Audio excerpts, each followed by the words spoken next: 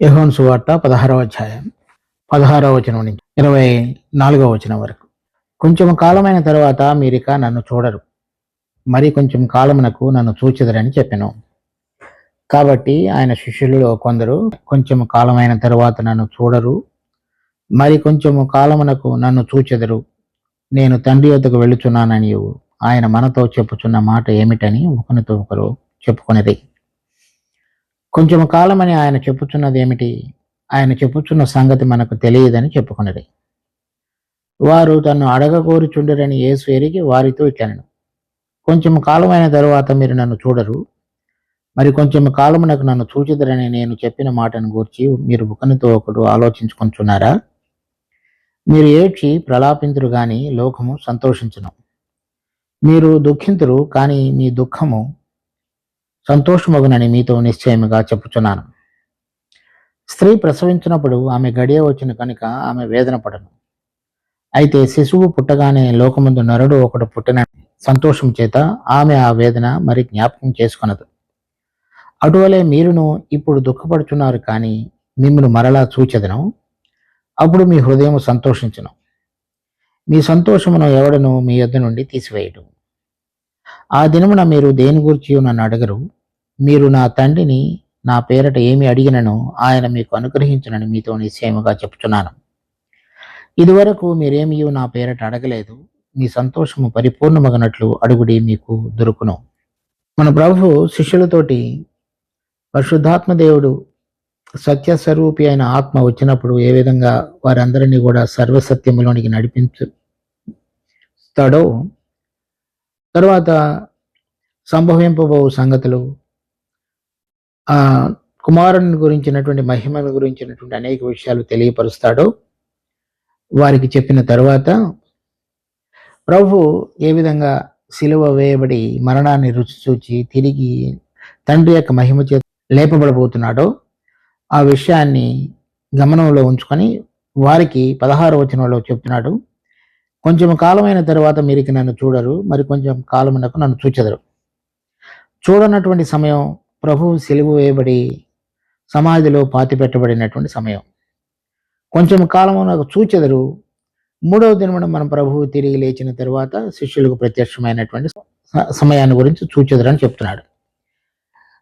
అయితే 17వ వచనంలో, కాబట్టి ఆయన శిష్యులలో కొందరు కొంచెం కాలమైన తరువాత నన్ను చూడరు, కొంచెం కాలమునకు నన్ను చూచెదరు, నేను తండ్రి వద్దకు వెళ్ళుచున్నానని ఆయన మనతో చెప్పుచున్న మాట ఏమిటని ఒకరితో ఒకటి చెప్పుకున్నది.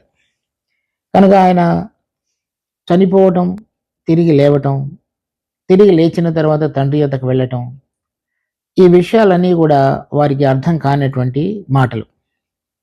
ఎందుచేతనంటే చనిపోయిన వారు తిరిగి లేచి మళ్ళా పరమునకు ఆరోహణం అవటం అనేటువంటిది వారికి అర్థం కాని విషయం. ఎందుచేతనంటే ఒక ఏలియా, హానోకు, ఆ ఇద్దరు తప్ప ఎవరు కూడా పరమునకు ఆరోహణమైన వారుగా లేరు. కానీ ప్రభు కొంతకాలమునకు చూడకపోవటం, ప్రభువును వారు కొంతకాలం చూడకపోవటం, తర్వాత మరలా చూడటం, తండ్రి యొద్దకు ఆయన ఆరోహణమై వెళ్ళటం, ఈ విషయాలన్నీ కూడా వారికి కొంత అర్థం కాని విషయాలుగా మిగిలిపోయాయి. ఎందుచేతనంటే చనిపోవటం అనేటువంటిది, చనిపోయిన వ్యక్తి తిరిగి లేవటం అనేటువంటిది, తిరిగి లేచినటువంటి వ్యక్తి తిరిగి పరలోకమునకు ఆరోహణం అవటం అనేటువంటి విషయాలు అంతకు మునుపు జరగని విషయాలు. అందుచేత అవి వారికి అర్థం కాక ఒకరితో ఒకరు ఇది ఏమిటని వారు అడుగుతున్నారు. 18వ వచనంలో, కొంచెం కాలమని ఆయన చెప్పుచున్నది ఏమిటి? ఆయన చెప్పుచున్న సంగతి మనకు తెలియదని చెప్పుకున్నది. మరి 3వ రోజున తిరిగి ప్రభు వారికి కనబడతారు, ఆ 3 రోజులు వారికి కనబడరు అనే విషయంలో ఈ కొంచెం కాలం అనే విషయాన్ని వారు అర్థం చేసుకోలేకపోయారు. 19వ వచనం, వారు తను అడగగోరుచుండరని యేసు ఎరిగి వారితో ఇట్లనెను, కొంచెం కాలమైన తరువాత మీరు నన్ను చూడరు, మరి కొంచెం కాలం నన్ను చూసారని నేను చెప్పిన మాటను గురించి మీరు ఒకరితో ఒకడు ఆలోచించుకుంటున్నారా? ప్రభు శిష్యుల యొక్క హృదయాలను ఎరిగినవాడు. అందుచేత వారు అడగక మునుపే వారి యొక్క మదిలో ఏమి మసలుతున్నదనేటువంటి విషయాన్ని ఆయన గుర్తెరిగి ఆయన వారిని ఈ విధంగా ప్రశ్నించాడు. అలా చెప్పిన తర్వాత 20వ వచనంలో చెప్తున్నాడు, మీరు ఏడ్చి ప్రలాపింతురు గాని లోకము సంతోషించును. మీరు దుఃఖింతురు గాని మీ దుఃఖం సంతోషమగునని మీతో నిశ్చయముగా చెబుతున్నాను. మొదట మీరు ఏడ్చి ప్రలాపింతురు గాని లోకం సంతోషించను. ప్రభువు సిలువ వేయబడినప్పుడు శిష్యులు వారు దుఃఖపడి మరి ఎంతగానో విలాపించినట్లుగా మనం చూస్తాం. అందుచేతనే వారు అది అంతకు మునుపు కూడా ఇక్కడ 16వ అధ్యాయంలో 6వ వచనంలో చెప్తున్నాడు ప్రభు, నేను ఈ సంగతులు మీతో చెప్పినందున మీ హృదయం దుఃఖముతో నిండి ఉన్నది. అదేవిధంగా ఇక్కడ మీరు ఏడ్చి ప్రలాపింతురు కానీ మీరు దుఃఖింతురు, మీ దుఃఖం సంతోషమగును. ప్రభు వీరితో పాటుగా 3.5 సంవత్సరాలు గడిపిన తరువాత ప్రభు మరి వారి మధ్యలో నుంచి చనిపోవటం, మరి తిరిగి మృతులలో నుంచి లేవటం, తండ్రి యొద్దకు వెళ్ళటం అనే విషయాలు వారికి అర్థం కాక వారు దుఃఖించేవారుగా ఉన్నారు. మరి ఇన్ని సంవత్సరాలు 3.5 సంవత్సరాలు ప్రభువుతో గడిపిన తర్వాత ప్రభు అనేక విషయాలను చెప్పి వారి జీవితాలు ఇప్పుడు అంతకు మునుపు అధికమైనటువంటి వారు అధికంగా వారందరూ కూడా చేపలు పట్టేటువంటి వారు. వారి వృత్తిని అనేకమైన విషయాలను విడిచిపెట్టి ప్రభుతోటి వారి జీవితాన్ని ముడివేసుకొని ఈ 3.5 సంవత్సరాలు ప్రభు ఎక్కడికి వెళ్ళాడో అక్కడికి వెళ్ళావు ఆయనతో పాటుగా ఉన్నటువంటి వారు. ఇప్పుడు హఠాత్తుగా ప్రభు ఇక మీరు నన్ను చూడరు అని చెప్పినప్పుడు మరి వారి హృదయాలు ఒకంత దుఃఖంతో నిండి ఉండుట అనేటువంటిది సర్వసాధారణమైన విషయమే. కానీ మరలా ప్రభు చెప్తున్నాడు, మీరు దుఃఖింతురు కానీ మీ దుఃఖము సంతోషమగునని మీతో నిశ్చయముగా చెప్తున్నాను.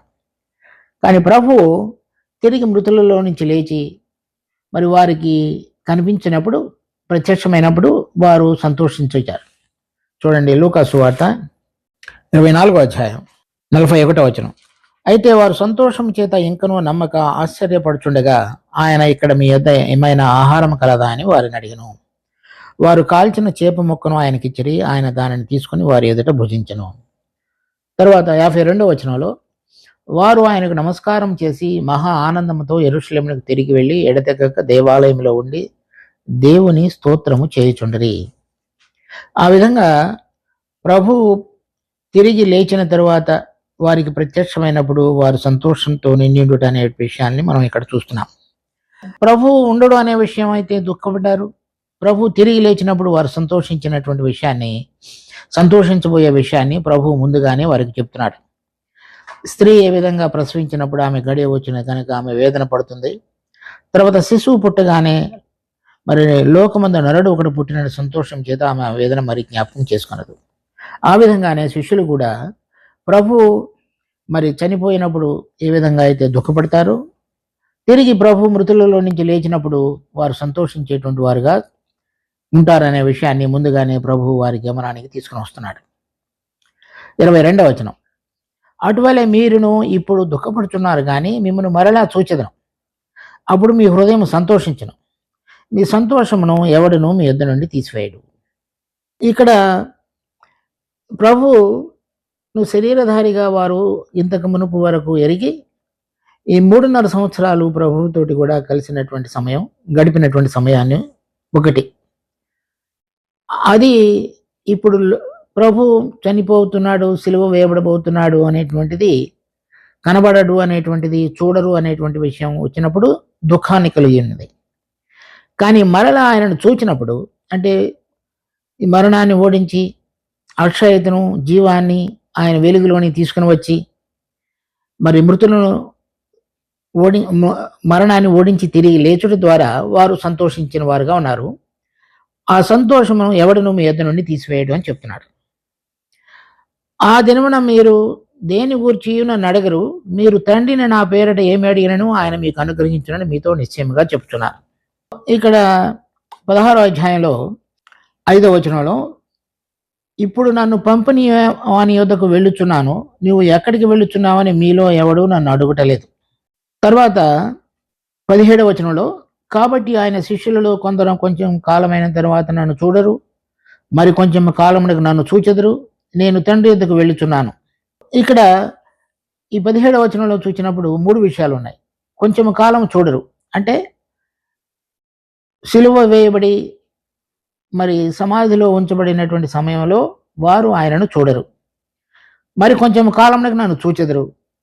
అది ఆయన మృతులలో నుంచి పునరుద్ధానుడై తిరిగి లేచిన తరువాత వారికి ఆయన ప్రత్యక్షమైనప్పుడు సూచించెదరు. తర్వాత నేను తండ్రి యొద్దకు వెళుచున్నాను. ఆయన పునరుద్ధానుడై తిరిగి లేచిన తరువాత తండ్రి యొద్దకు వెళ్ళటం అనేటువంటిది మూడవది. ఈ విషయాలన్నీ కూడా వారు చూడగలిగినప్పుడు, అంటే కొంతకాలం చూడకపోవుట, తర్వాత చూచుట, ఆయన తండ్రి యొద్దకు వెళ్ళుట, ఈ విషయం చేత ఆయనను చూచినప్పుడు మీ హృదయం సంతోషించును, మీ సంతోషమును ఎవడను మీ యొద్ద నుండి తీసివేయడు. ఇక్కడ జరిగినటువంటి ఈ మూడు విషయాలు, అంటే కొంచెం కాలం చూడకపోవుట, కొంచెం కాలం తర్వాత చూచుట, తర్వాత ఆయన తండ్రి యొద్దకు వెళ్ళుట అనే విషయాలు మనం సరైన విధంగా అర్థం చేసుకోవాలి. ఈ కొంచెం కాలం చూడకపోవడం అనేటువంటిది ప్రభువు సిలువ వేయబడుట అనే దానికి సమయానికి గుర్తుగా ఉంది. అంటే మన ఆదాము ద్వారా మనకు కలిగినటువంటి ఈ పాప స్వభావాన్ని బట్టి మనము జరిగించినటువంటి ఈ పాప క్రియలు ఏవైతే ఉన్నాయో అవన్నీ కూడా ఆయన యొక్క మరణంలో ఆయన కార్చినటువంటి రక్తము ద్వారా మనకు పాప క్షమాపణ కలుగుతుంది. చూడండి, ఎఫెసీ పత్రిక 1వ అధ్యాయం 7వ వచనం. దేవుని కృపా మహదైశ్వర్యమును బట్టి ఆ ప్రియుని యందు ఆయన రక్తం వలన మనకు విమోచనము, అనగా మన అపరాధములకు క్షమాపణ కలిగి ఉన్నది. ఆ విధంగా ఆయన మన పాపముల కొరకు తన రక్తాన్ని కార్చి మన కొరకు చనిపోయిన వాడుగా మనం చూస్తున్నాం. తర్వాత 1 కొరింథీ 15వ అధ్యాయంలో 3వ వచనం. నాకు ఇయ్యబడిన ఉపదేశమును మొదట మీకు అప్పగించితిని, అదేమనగా లేఖనముల ప్రకారము క్రీస్తు మన పాపముల నిమిత్తము మృతి పొందెను, సమాధి చేయబడెను. ఈ రెండు విషయాలు జరుగుతున్నప్పుడు వారు దుఃఖంతో నిండిపోయి ఉన్నారు. ఎందుచేతనంటే ప్రభువును చూడకపోవటం చేత. తర్వాత వారు ప్రభువును చూచెదరు అని చెప్పినప్పుడు మనం ఇంతకు మునుపు చూచినటువంటి లూకాసు వార్త 24వ అధ్యాయం 41వ వచనంలో 52వ వచనంలో వారు ఆయనను చూచినప్పుడు వారు అంతగానో సంతోషించారు. అంటే మరణాన్ని ఓడించి తిరిగి లేచినటువంటి ప్రభు అయిన యేసుక్రీస్తు వారికి ప్రత్యక్షమైనప్పుడు వారు ఆయనను చూచి అధికంగా సంతోషించారు. తర్వాత అది మనం అపోస్తుల కార్యములు 1వ అధ్యాయంలో కూడా, అపోస్తుల కార్యములు 1వ అధ్యాయం 2వ వచనం. తర్వాత ఆయన పరమునకు చేర్చుకొనబడిన దినం వరకు ఆయన చేయుటకును బోధించుటకును ఆరంభించిన వాటన్నిటిని గురించి నా మొదటి గ్రంథమును రచించితిని. ఆయన శ్రమపడిన తరువాత 40 దినముల వరకు వారికి అగుపడుచు దేవుని రాజ్యములను విషయములను గురించి బోధించుచు అనేక ప్రమాణములను చూపి వారికి తన్ను తాను సజీవునిగా కనపరుచుకొనెను. ఈ విధంగా ఆయన తన్ను తాను కనపరుచుకునడం ద్వారా వారు చూచి సంతోషించున్నారు.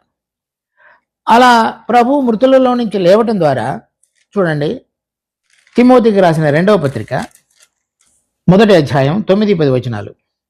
మన క్రియలను బట్టి కాక తన స్వకీయ సంకల్పమును బట్టి అనాది కాలముననే క్రీస్తు యేసునందు మనకు అనుగ్రహింపబడినదియు, క్రీస్తు యేసు అను మన రక్షకుని ప్రత్యక్షత వలన బయలుపరచబడినదియు అనైనా తన కృపను బట్టి మనలను రక్షించి పరిశుద్ధమైన పిలుపుతో ఆయన మనలను పిలిచెను. ఆ క్రీస్తు యేసు మరణమును నిరర్ధకము చేసి జీవమును అక్షయతను సువార్త వలన వెలుగులోనికి తెచ్చెను.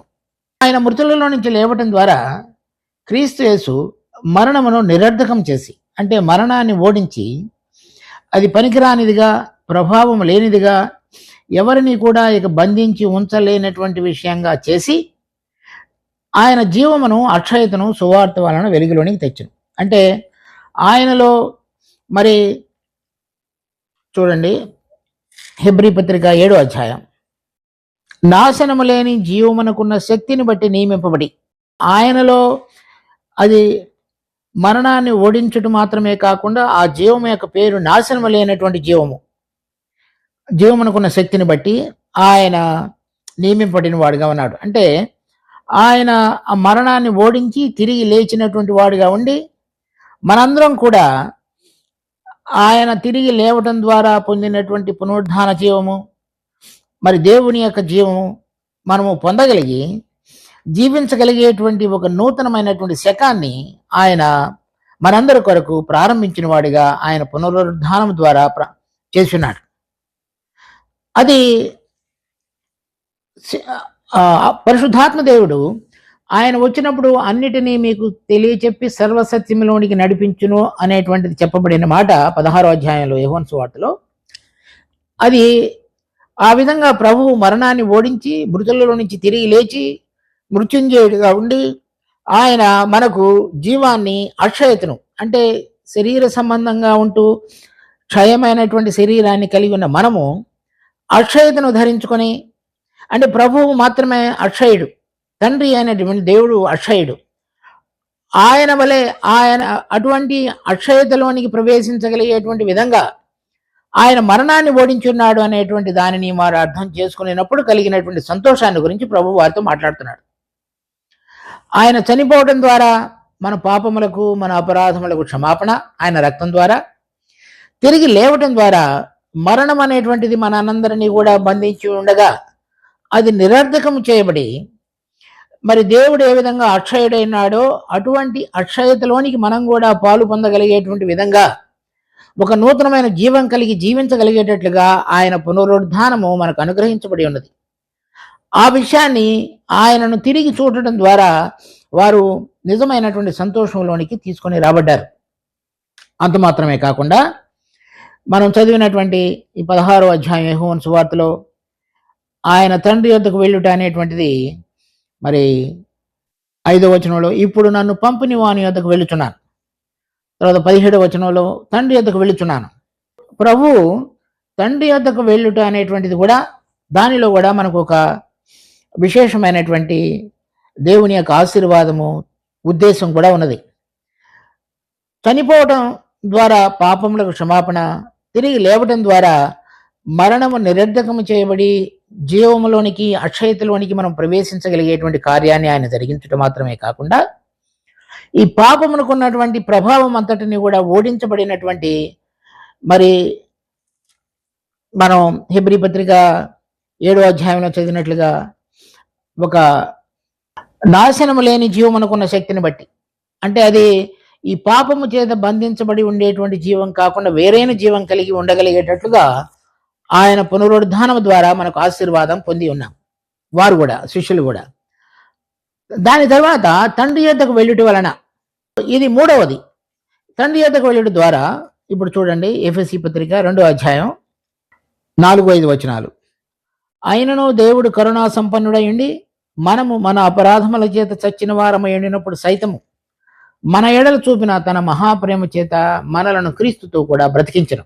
ఇది ఆయన పునరుద్ధానుడవటం చేత మనము కూడా ఆయనతో పాటుగా బ్రతికించబడిన వారంగా చేయబడి ఉన్నాం.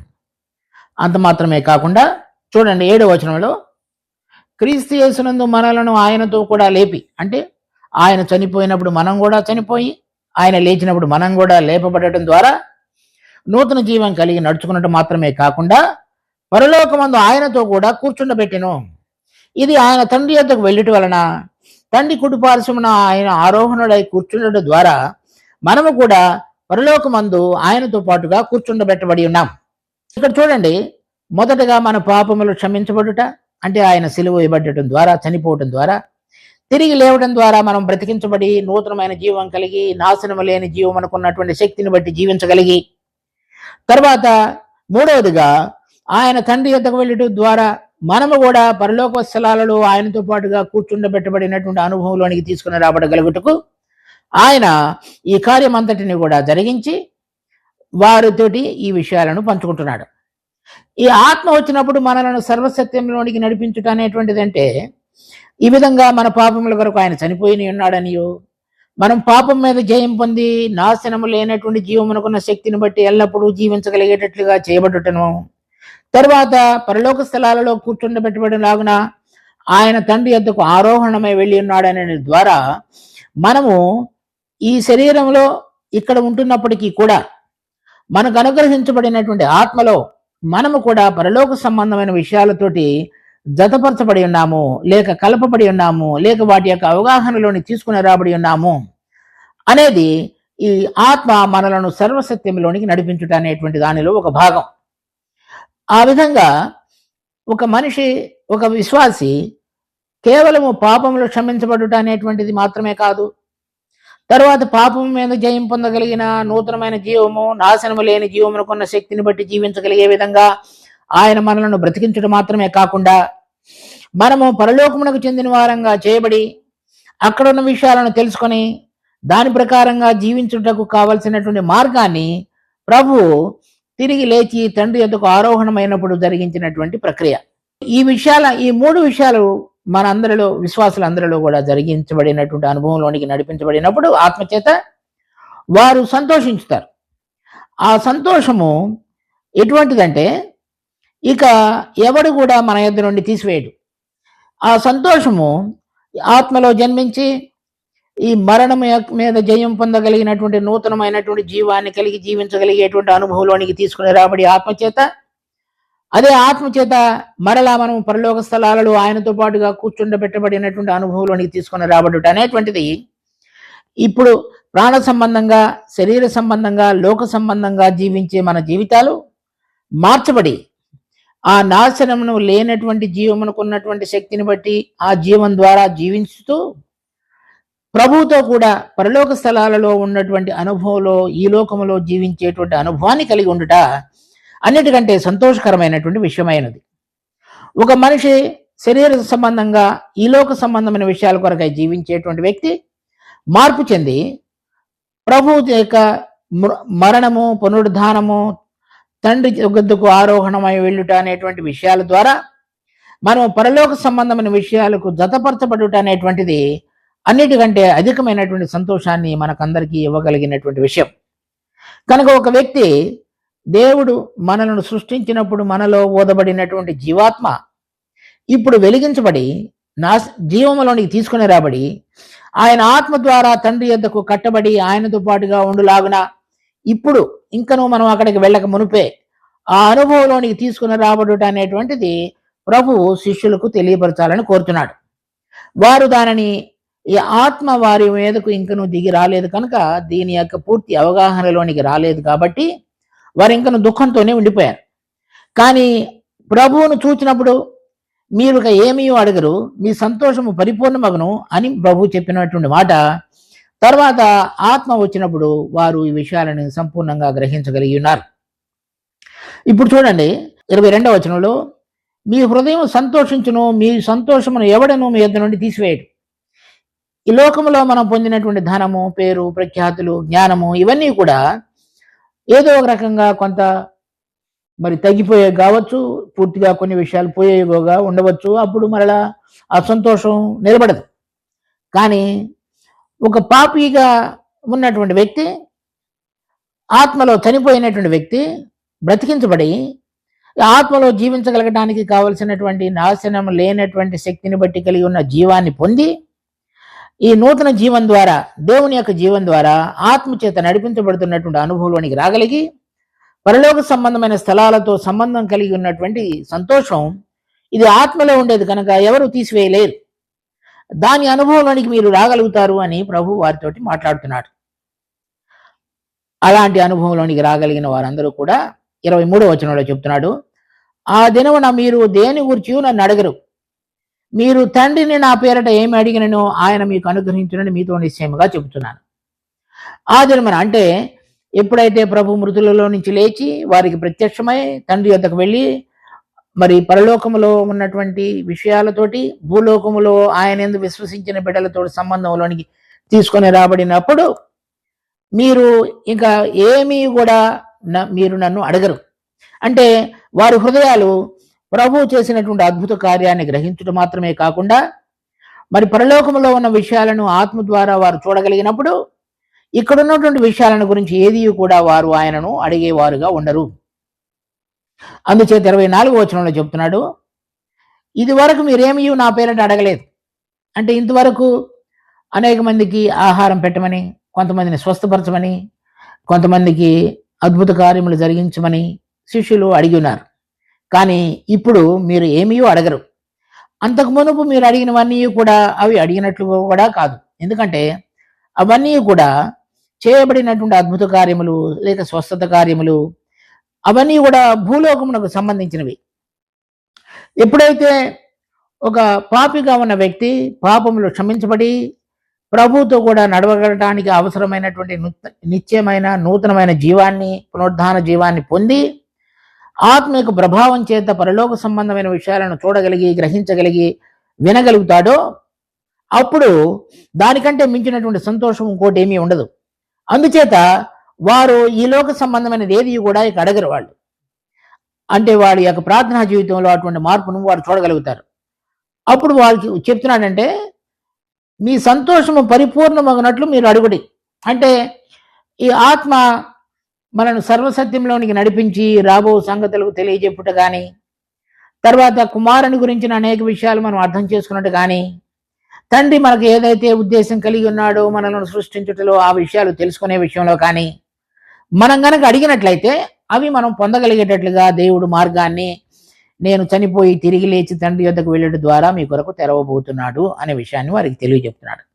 ఇక్కడ మనం చూస్తున్నటువంటి విషయాలు అంటే ప్రభు చనిపోవడం ద్వారా మన యొక్క పాప క్షమాపణ, తిరిగి మృతులలో నుంచి లేచుడు ద్వారా ఉచితంగా నీతిమంతులుగా తీర్చబడి మరి నాశనము లేనటువంటి జీవము కలిగినటువంటి శక్తిని మరి పునరుద్ధాన జీవాన్ని బట్టి మనం జీవించగలిగే అనుభవంలోనికి తీసుకుని రాబడి పరలోక సంబంధమైన సంగతులను చూడగలిగేటట్లుగా ఆత్మ మన కన్నులను తెరచి, చెవులను తెరచి, హృదయంలో గ్రహించగలిగేటట్లుగా చేయబడట ద్వారా నిజమైనటువంటి సంతోషము వారిలోనూ ఒక సరైన విధంగా మారు మనసు పొందినటువంటి విశ్వాసి యొక్క జీవితంలోనూ నింపబడుతుంది. ఆ సంతోషం ఎవరు తీసివేయలేరు. ఆ దినమున వారు ఈ లోక సంబంధమైన విషయాలను గురించి ఏది అడగరు, కానీ పరలోక సంబంధమైన సంగతులను తండ్రి ద్వారా ఏదైతే మనకు అనుగ్రహించబడి ముందు కొరకు సిద్ధపరచబడి ఉన్నాయో వాటిని పొందగలిగేటట్లుగా వారు అడిగినప్పుడు వాటన్నిటినీ కూడా ఆత్మ ద్వారా తండ్రి అయిన దేవుడు మనకు తెలియపరిచేవాడుగా ఉంటాడు. అవి మనం అడగాలనేటువంటిది మన ప్రభు అయిన యేసుక్రీస్తు యొక్క ఉద్దేశం కూడా ఉన్నది. చూడండి, కొరింథీయులకు రాసిన మొదటి పత్రిక 2వ అధ్యాయం 7వ వచనం. దేవుని జ్ఞానము మర్మమైనట్లుగా బోధించుచున్నాము. ఈ జ్ఞానము మరుగైనను జగత్తు ఉత్పత్తికి ముందుగానే దీనిని దేవుడు మన మహిమ నిమిత్తము నియమించును. ఈ జ్ఞానము మన ప్రభు అయిన యేసుక్రీస్తు. ఆయన మరి మన మహిమ కొరకు జగత్తు ఉత్పత్తికి ముందుగానే నియమించున్నాడు. అంటే ఇంకా ఆదికాండం మొదటి వచనంలో మనం మొదటి అధ్యాయం మొదటి వచనంలో ఆది అందు దేవుడు భూమిని ఆకాశమును సృజించను, అలా సృజించక మడక మునుపు మరి తండ్రి అయినటువంటి దేవుడు మన కొరకు ప్రభు అయిన యేసుక్రీస్తుని ముందుగా నియమించి ఉంచాడు. దేని కొరకు అంటే మన మహిమ కొరకు. అంటే ఆయన ఈ విధంగా సశరీరుడిగా ప్రత్యక్షమై మన కొరకు, మన పాపముల కొరకు చనిపోయి తిరిగి లేచి తండ్రి యొద్దకు ఆరోహణం అవుతాడు చేత మరి మనందరం కూడా ఆయనతో పాటుగా జతపరచబడగలగటానికి, పరలోక స్థలాల్లో ఉండగలగటానికి, ఆయన జీవం కలిగి అక్షయతను ధరించుకొని మరి ఉండగలగటానికి ఒక మార్గాన్ని తెరిచున్నాడు. అందుచేత ఇక్కడ 9వ వచనంలో మనం చూస్తున్నాము, 2వ అధ్యాయం మొదటి కోరింది. దేవుడు తను ప్రేమించు వారి కొరకు ఏవి సిద్ధపరిచినో అవి కంటికి కనబడలేదు, చెవికి వినబడలేదు, మనిషి హృదయమునకు గోచరం కాలేదు అని వ్రాయబడినది. మనకైతే దేవుడు వాటిని తన ఆత్మ వలన బయలుపరుచున్నాడు. ఆ సర్వసత్యంలోనికి నడిపించబడుట, మరి రాబో సంగతులను తెలియపరచుట, ఆయన వేటిని వినో వాటిని మనకి బోధించుట, ఇవన్నీ కూడా మరి ఇప్పుడు మనం చదివిన యోహాను సువార్త 16వ అధ్యాయం 24వ వచనంలో మీ సంతోషము పరిపూర్ణమగినట్లు అడుగుడి. ఈ విషయాలను కనుక మనం అడిగినట్లయితే తండ్రి మన మహిమ కొరకు ఏమైతే ముందుగా నియమించి ఉన్నాడో, మరి మన కొరకైతే ఏమి సిద్ధపరిచి ఉన్నాడో అవి ఇప్పుడు మన కంటికి కనబడటం లేదో, చెవికి వినబడటం లేదో అవి మీరు అడగండి. అవి అడిగినప్పుడు అవి మీకు తెలియపరచబడినప్పుడు మీ సంతోషం పరిపూర్ణం అవుతుంది. మీరు నన్ను చూచినప్పుడు మీరు సంతోషిస్తారు. అంటే దేవుడు ఈ విధంగా నిజమైనటువంటి సంతోషం యొక్క అనుభవంలోనికి ఆయనందు విశ్వసించిన విశ్వాసులందరినీ తీసుకుని రాగలుగుటకు మార్గాన్ని సిద్ధపరిచి చనిపోయి తిరిగి లేచి తండ్రి యొద్దకు ఆరోహణమై ఉన్నాడు. ఆ సంతోషం పరిపూర్ణమగుట అంటే ఆ విధంగా ఆయన వెళ్ళిన తరువాత మన కొరకు ఒక స్థలాన్ని సిద్ధపరచుట, మనకు దాచి ఉంచినటువంటి సంగతులను తెలియజెప్పుట, దానిలో ప్రవేశించి ఆ విధంగా జీవించగలగటానికి కావలసినటువంటి దైవ శక్తిని కలిగి జీవించుట, ఆ విషయాలను తెలుసుకొని జీవించగలగడానికి అవసరమైనటువంటి శక్తిని పొందగలిగినట్లుగా మనము పొందినప్పుడు మన సంతోషము పరిపూర్ణమవుతుంది. ఈ విషయాలు మనం అర్థం చేసుకొని మన యొక్క ప్రార్థనా జీవితంలో కానీ, మన దినదిన జీవితంలో కానీ ఏ విషయాలు ఏ విధంగా మనం దేవుని నుండి పొందాలో, ఆ పొందడం ద్వారా మన సంతోషం పరిపూర్ణమవుతుందో, దాని కొరకై మనం ఏ విధంగా జీవించాలో ఆత్మ యొక్క శక్తిని బట్టి మనం ఉండులాగున మనకు అందరికీ కూడా దేవుడు సహాయం చేయాలని కోరుతున్నాడు. దీని యొక్క నిజమైన అనుభవంలోనికి మన అందరం రాగలగటకు దేవుడు మనకు కృప అనుగ్రహించినట్లు ప్రార్థించుకుందాం. మా దయగలిగిన తండ్రి, మీరు మా పక్షంగా చేసిన గొప్ప కార్యాలన్నింటిని బట్టి కూడా మీకు ఎంతో వందనాలు. దీన్ని మొగరకై దీవించి ఈ వాక్యాన్ని ఆశీర్వదించండి. మరి మరణము, పునరుద్ధానము, ఆరోహణము ద్వారా మేము ఈ లోక సంబంధమైన జీవితంలో నుంచి అక్షయమైనటువంటిది, మరి నాశనమునకు లేనటువంటి శక్తిని బట్టి జీవించుతున్న ఆ జీవాన్ని బట్టి జీవించుతూ పరలోక సంబంధమైన సంగతులను చూడగలిగి, వినగలిగి, గ్రహించగలిగేటువంటి అనుభవంలోనికి తీసుకుని రావడి, ఆ సంతోషము పరిపూర్ణమైనట్లుగా వాటి యొక్క అనుభవంలోనికి రాగలిగి జీవించుటకు మా అందరికీ కృప చూపించి మహిమ పొందండి. మా రక్షకుడైన యేసునామమున అడుగుతున్నాం తండ్రి. ఆమేన్.